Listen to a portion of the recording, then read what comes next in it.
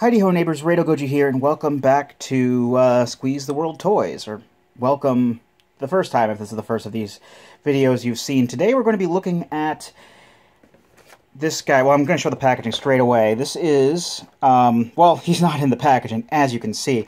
This is Kamen Rider Gaim Arms Change number 13, Kamen Rider Gaim Kiwami Arms. And unlike the last two that we looked at, which were premium Bandai, this is actually part of the main line and has a window box with it. I kept the trays inside because why not? The front of the package, we got the Kachidoki armor. I'll get to that later. Well, actually, here it is. That's the gimmick with this one. There's a picture of the toy on the side, and a picture of the toy on the side, and showing that, oh, this will work with you know, all the different ones. So that's cool. But we'll see that for ourselves here. Here is the main figure. And he is part of the Arms Change line. He is compatible with the other armors. We'll get to that later, but he's very, very different in how he's presented here. Kiwami Arms is Kamen Rider Gaim's final form in the show. And the main reason I got him was because I got basically figures of... Let me pan down here. I got figures of all the other ones, and I figured I may as well get Gaim. So I got this Gaim because that was all that was... This was the only one that was available on CS Toys, which is where I got all of my figures from. Go ahead, check them out. They got some pretty cool stuff, don't they? He's kind of a flat gray color. I think he's more of like a metallic color in the show. You can see the Sengoku driver has the Kachidoki and Kiwami lock seeds in place. He's got a cape on the back here. He's got this cool little clear plastic over this picture of fruit. And the visor color is actually, if you can get the light in there correctly, because you can, it's still, focus. Focus, please. Hello, come on. There we go. You can see, kind of from here, it is multicolored inside, so that's kind of a cool thing. Articulation is the same as all the other figures, so I'm just going to glaze over that, and get right to brass tacks here. First off and foremost, let's check out his... I'm actually going to disassemble this real quick. Let's check out his at least this figure's gimmick, because... well, he doesn't really look equipped to take on any kinds of fruit arms, does he? I mean, like I said before, he is capable of it, but Kiwami Arms' main thing is that he can summon any and all of the weapons that are seen in the show. Even the Sonic Arrow for whatever reason. But unlike all of the other forms and all the other riders where they transform, like they have their base armor, and then, like, the big fruit comes down over their head and unfolds into armor. Kiwami Arms actually, like, starts off as Kachidoki armor, or as Kachidoki Arms, then he uses the Kiwami lock seed, puts it into the, because a key comes out, puts it in the keyhole on the side of the Kachidoki lock seed, and then the armor explodes off of him. And there's actually a mechanism and some faux Kachidoki armor here. It's, like, transparent orange.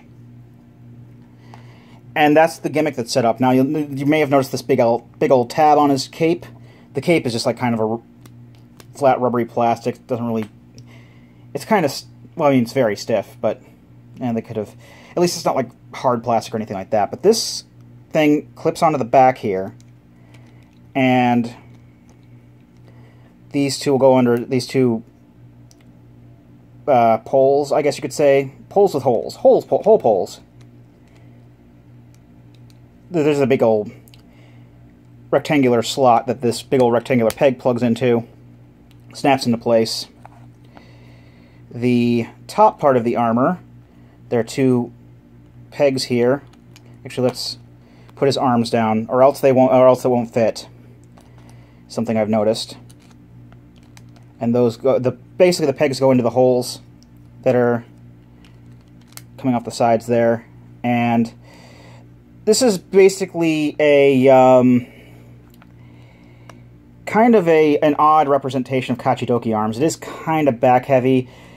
And I say it's kind of a representation. I mean, you can still technically move the arms, but the armor won't move with it.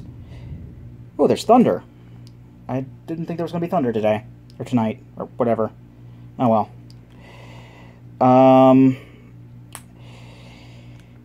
Just let me line up the helmet and everything. And also Kachidoki arms has, like, flags coming off his back. This doesn't have the flags.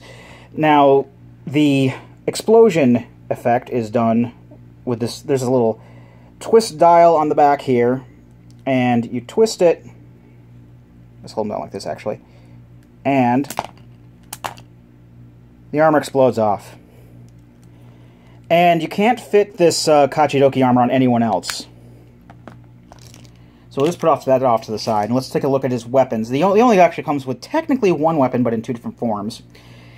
He's got the DJ gun, and unlike the Kachidoki arms figure, which was actually molded in like a proper colored plastic, this is actually molded in like a silver colored plastic with an orange turntable on it. But he can hold that in his arm fairly easily. So that's a thing. Oh, in his hand, I should say. You don't hold things in your arms. That's unorthodox. It's kind of a little bit, limp. He doesn't hold. I mean, he holds it well enough, but it gets knocked around pretty easily, usually. And then there's a second form where he can stick his Muso saber into a hole on there, and it has like a big sword form. And the way he holds the sword form, actually, is like this. He holds it like this in one hand, and then the other hand kind of grabs this handle-like piece from the top, so gotta finagle it in order to be able to get it to grip properly. And he actually holds it like this, like for a big swing or something like that. I should probably twist the arm so that it's a little more natural there. But yeah, there you go. And those are his weapons. Now, as I said before, he is compatible with all the other armors and whatnot. You just got to do a little bit of piece removal in order to be able to get him to do so.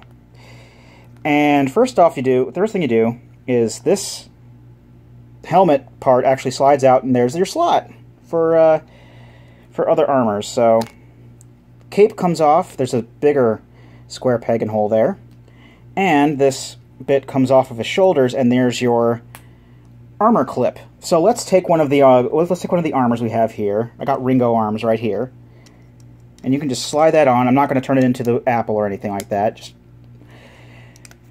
And there you got Kiwami Ringo arms. Whoops. There we go. It looks okay on him.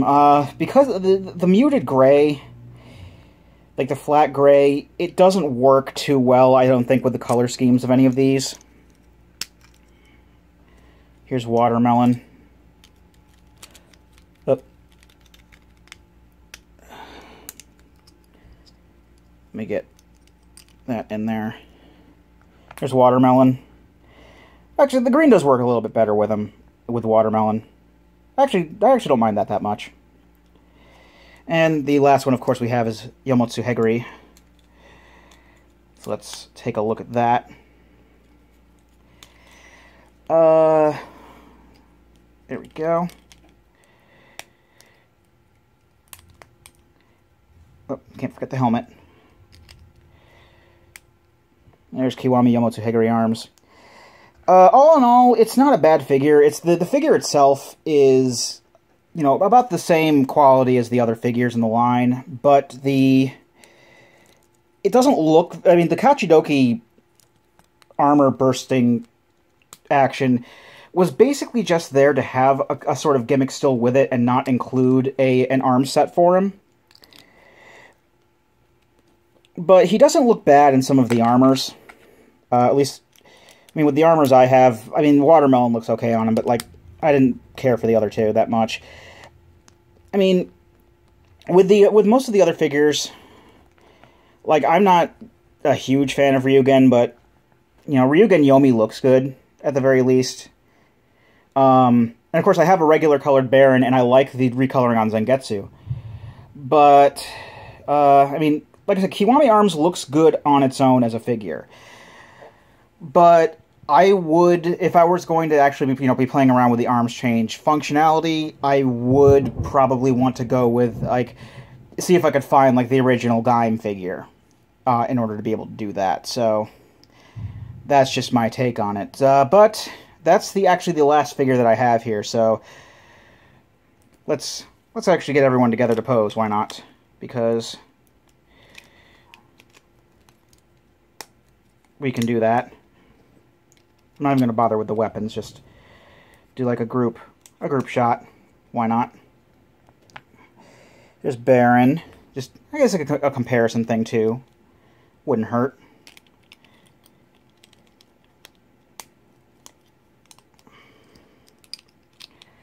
There's Ryugen. And Zangetsu. I think we're going to put him in the back or something.